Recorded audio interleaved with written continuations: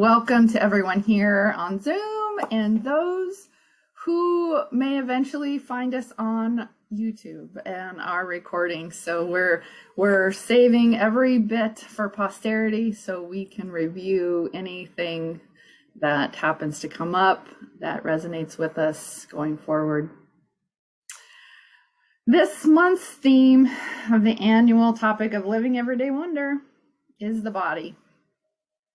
And I am super grateful that we had that poem because it was so beautiful from The Essential Ernest Holmes, one of my favorite books of his writings. You know, we're here to see how we, in a spiritual manner, how to honor it, how to love it, and how to remember that the body is how God manifests itself in the physical. My talk title today is Welcome to the Temple. And if I'm super honest with myself today, I am not particularly happy with my temple. I am heavier than I've ever been in my life. I feel myself slowing down. Things hurt now where they didn't used to, et cetera, et cetera. You know, all those things that happen to us as we age. However, it is essential for me to remember that I am human. And even though I come to you now as a spiritual leader, I can forget too. You know, the good news is that I have this teaching, you, and an entire tool bag to help me remember. We will explore this idea through the magnificent divine creation that is our body. Many of us have grown up with the message that our bodies are not acceptable. We're too fat, we're too thin, short, tall, black, brown, white, one thing or another. Based on what our world tells us, we may think we know how our body could look or operate in that perfect world. We get fed all kinds of things all the time about how our body should look and feel and behave. But by learning our bodies as they are, we open to the opportunity to heal these and other wounds that hide in our physical selves. We can receive insight and wisdom through this miraculous and wonderful thing by being open to how the body feels without judging it. Our bodies are not simply living machines. They are temples where God can live, breathe, and move in this physical plane. When I was writing my talk, you know, I have these epiphanies, these things that come, and that's like blow your hair back moments. And it was, we can live without God, but God cannot live without us. You know, living without God, it's going to be pretty terrible, but it can be done, right? People do it all the time. That's kind of what we're seeing right now. But God cannot live without us. How crazy is that? You know, have we ever made that connection? I didn't really until I was writing this talk, and that's makes it super special to me, is because having this opportunity that Reverend Elizabeth gives us as practitioners to speak is so very special to my heart to be able, because it forces me to dig in as well. You know, we can live without God, but God can't live without us. One of the many gifts we're given in this life is free will. Woohoo! While we generally see it as a gift, it can also bind us to our small thinking until we step back and realize that there is only one mind, capital M, mind. That mind being God, by the way, and one law. Law is an energy with no favorites. It has no preferences. And it is based on how we feed it in our thoughts, words, and deeds, and then it reacts accordingly. There are a few ground rules that we want to clear up as we understand how things manifest in our physical bodies. First, we must know that this law, capital L, is mind, God, in action. It almost turns into the thought process of follow the bouncing ball. On page 605 in the glossary of the Science of Mind textbook, it defines law with no limits. But there does appear to be a limit to man's understanding of it. The thing that makes us sick is also the thing that heals us. We need not look for the law of sickness and the law of health. There is only one law. There is one God, there is one mind, there is one law. That is the basis of all of our understanding from this point forward. No matter where you go in this teaching, always remember that. Reverend Elizabeth, pounds into us oneness and wholeness, oneness and wholeness, oneness and wholeness. If you can't pray for anything else, you pray for oneness and wholeness.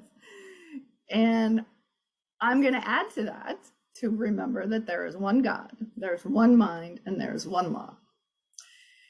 It is our misuse of this that makes it appear that there are many laws. Whatever we think, believe in, feel, visualize, imagine, read, or talk about goes into the subjective state of our thought, which is my use of the universal mind, which is your use of the individual mind. This law is a blind force. It will return as some condition wherever it goes, either positively or negatively. It's up to us. It doesn't care. It has no favorites, remember. It has no preferences. It just is. Our physical body is a giant receiver of information.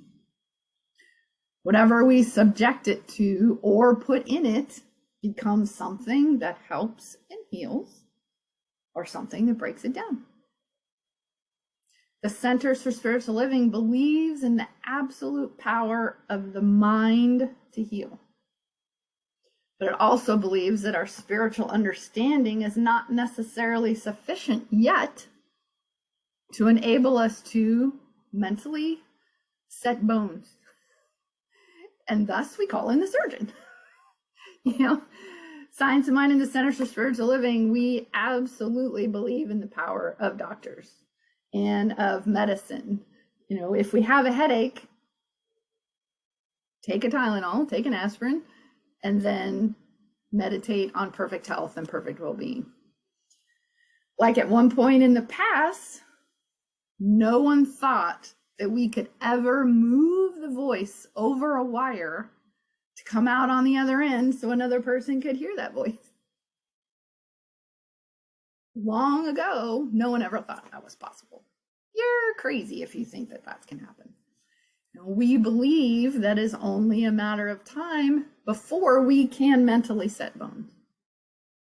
The fact that Jesus was the only one thus far that completely understood this power enough to walk on water does not mean that there will not be another in the future. I hope that it's in my lifetime for sure. That will get everyone's attention, won't it? In this world, just imagine if that happened in our lifetime. Our teaching talks about principles. Principles being choices or paths, being infinite. We have infinite choices. We have infinite paths to our highest and greatest good.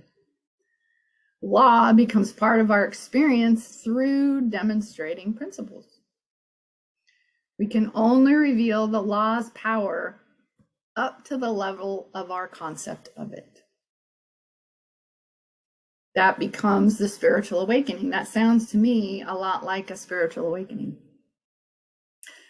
The textbook defines principle as the study of the principle of being, and being is defined as God. As the New Thought movement kicked up, one of the big pieces of that is people did not want to hear the word God anymore.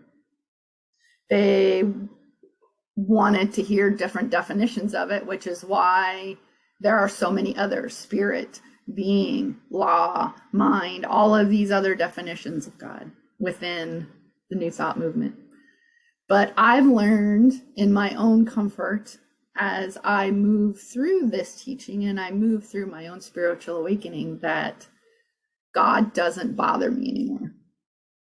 That word doesn't raise the hair on the back of my neck like it used to. That's how I know where I am in my own spiritual awakening. And I encourage you, as you go through your own spiritual awakening, to pay attention to how those trigger words affect your physical body, because that will be your number one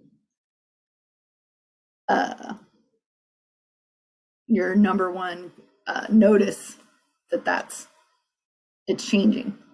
So that process is infinite.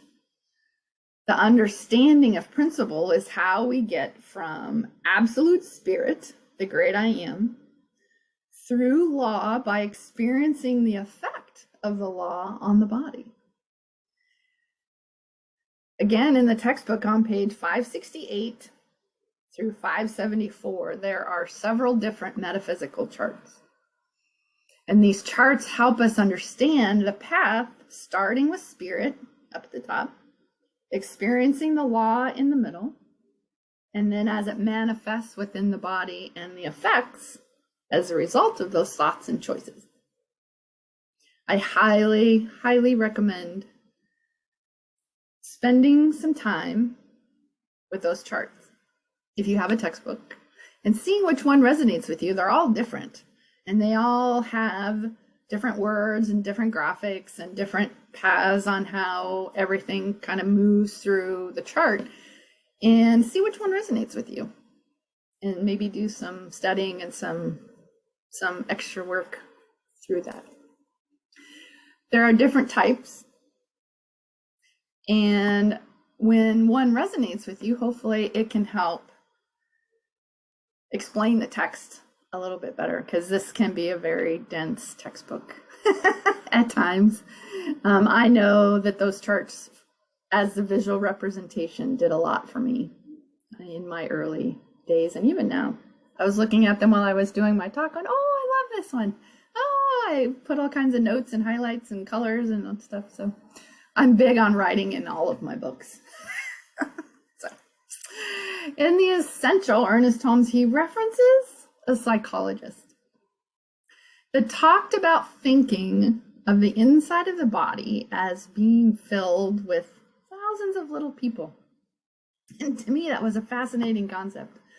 And I would love to know who that psychologist was, but unfortunately, he doesn't name who it is in the book.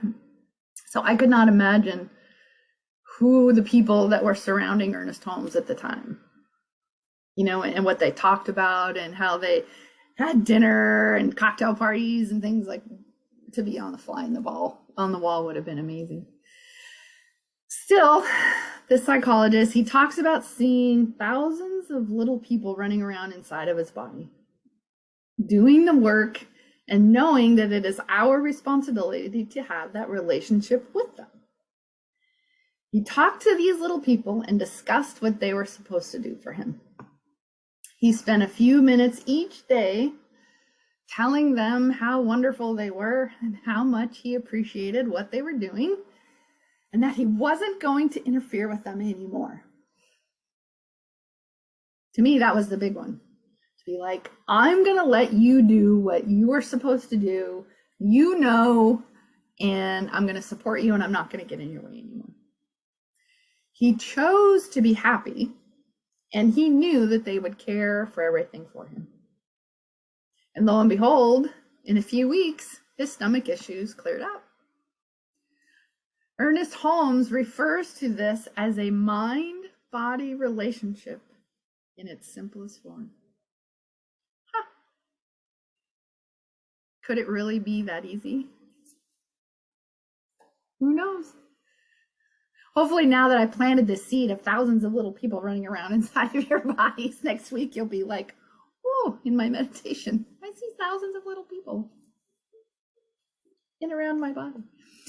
He describes intelligence as the center of everything, and that we are intelligent, and the lower form, the body of intelligence, responds to a higher form, our mind. The intelligence in the physical body is a subconscious intelligence. It can work creatively, but within very fixed limitations. We learn that we can interfere with those good little people within us because the greater intelligence can influence them, and that intelligence is us. We have immense power. Because remember, God can't live without us. That's power, in my mind. It's crazy how much power we have over our bodies as the greater intelligence.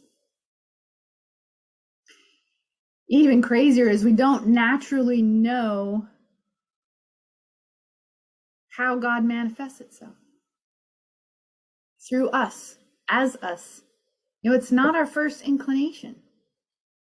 That's not the things necessarily that we are taught as children in those early years where all of our ideas of how we show up in the world are formed.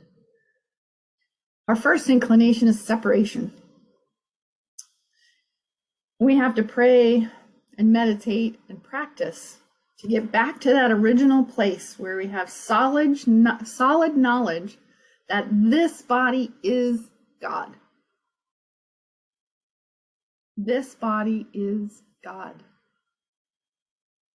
This connection and this knowing are why Jesus could do all of the miracles he could do. We think this body is just a thing, separate, alone, and sometimes unable to cope with what's happening to it. Why else would we do the things to our body we do if we don't think we're separate from God?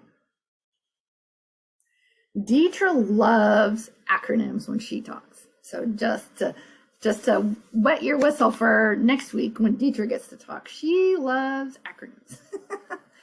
But my favorite term is what if. What if we decided we did not have to take the entire burden of life on our shoulders alone? What if we decided to have a relationship with God and knew that everything was going to be okay, no matter what? What if we had faith and willingness to choose again? Just because we have spent a lifetime up to this point being terrible to ourselves in both how we take care of our bodies and how we feed our bodies and how we fill our minds and how we talk to ourselves, we can make the decision right here and right now on June 5th, 2022, to choose again. The choice is going to take practice. The choice is going to have to require self-compassion. But with regular attention to self-care, not only of the body, but for the mind and the soul, things will slowly start to change. The funny story the other day, a friend said she was reading very voraciously lately. You know, she's got a Kindle and she does a lot of electronic reading, and we were talking. She's like, Sherri, what do you have to read? What do you have to read that isn't spiritual? And she was looking for suggestions that weren't spiritual books. And when I looked at my iPad, I was like, I'm not sure I can help you, because every single book on my iPad is a spiritual book.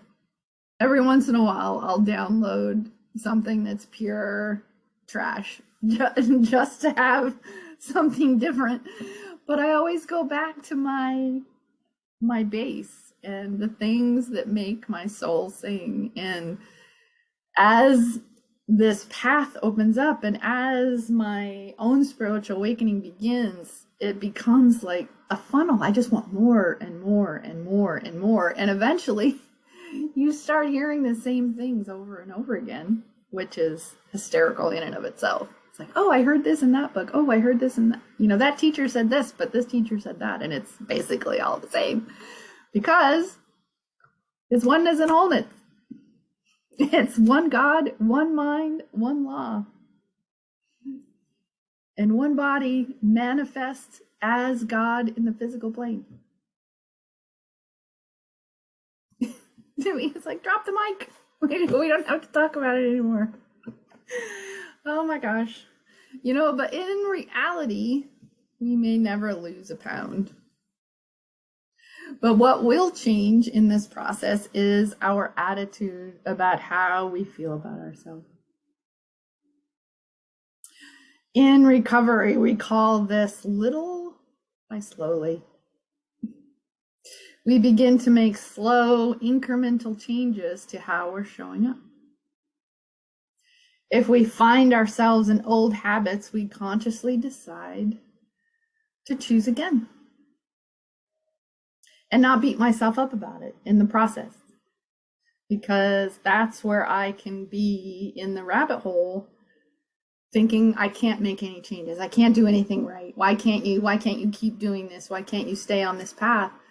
And that's not what it's about. It's about remembering and choosing again. One of my favorite parts about recovery is having a sponsor and surrounding myself with other people on the same path. This can be an addiction path. It can be a spiritual path. It can be a food path. It can be anything. That's the joys of this understanding, is that it doesn't have to be one specific genre, one specific thing. As long as we consciously surround ourselves with people that support us, that love us, that don't judge us, we can do anything. Because I will judge myself worse than any single person out there can do. We just need people there that can do that for us. And if the people that are surrounding us don't do that, it's time to let those relationships go. And it's time to say, I need to think about me. I need to support me, and I need people around me that can do that. And what I did find is when I got serious about my own spiritual path, those people naturally fell away. I have looked around periodically through my life over the last 5 years, and my social circle has completely changed because I purposely added people that love me and support me and don't judge me, but will also call me out when I am not being spiritual, when I'm not remembering who I am. And that does so much more for me than anything else. This is where, for me, these real changes happened. As we get ready to do our meditation, I would like you to think about the last time that you clearly received a message from your body. And what was it saying? And how will you choose to talk to all those little people running around inside of your body next time you find yourself in a rabbit hole and not being very loving to yourself? Thank you very much.